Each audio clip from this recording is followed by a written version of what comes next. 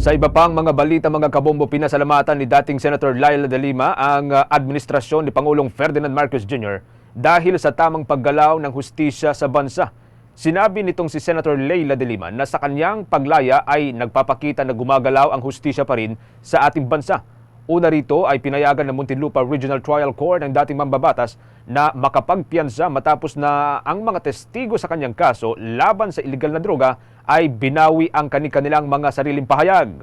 Magugunit ang taong 2017 nang inaresto itong si Senator De Lima dahil sa kaso ng pagpapalaganap ng iligal na droga sa New Bilibid prisons. Pakinggan po natin ang bahagi ng pahayag ni Senator De Lima.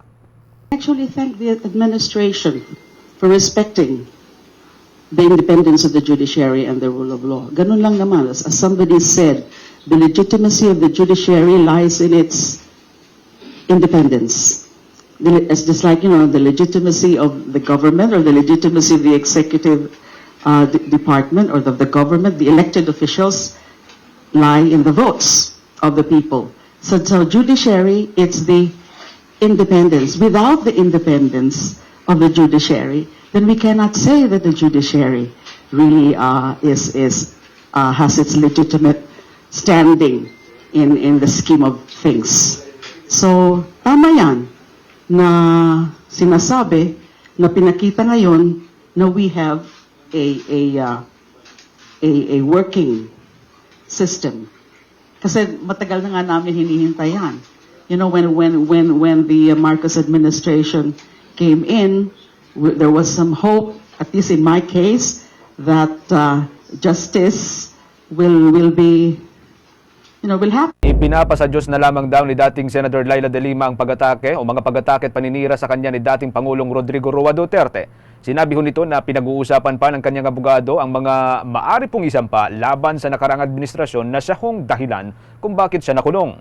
Sa ngayon anya ay nanamnamin muna niya ang pagiging malaya at ayaw niya munang pag-usapan ang tungkol ho sa politika. Magugunit ang pinayagan nga ho ng Muntinlupa Regional Trial Court Branch 206 ang motion for reconsideration na siya ay makapagpiyansa.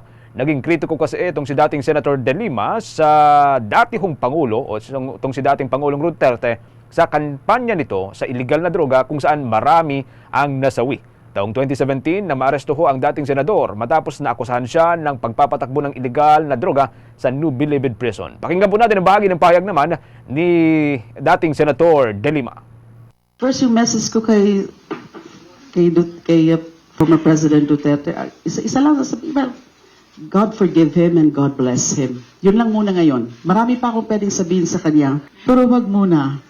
I don't want to be I don't want to be political sounding tonight because this is a moment of joy. This is a triumphant moment for me. So I as much as possible I want to be gracious. And so yun na lang muna. God forgive him and God bless him. Pinag-uusapan namin yan ng mga abogado ko.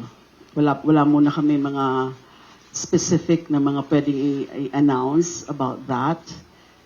There's always that option, but as to definite plans, pinag-uusapan yan. Of course, there will be, I need to do something also. First, bahagi po yan mga kabombo na naging pahayag ni dating Senator Laila de Lima. Oras natin, 23 minuto na makalipas ang alas 7 ho ng umaga.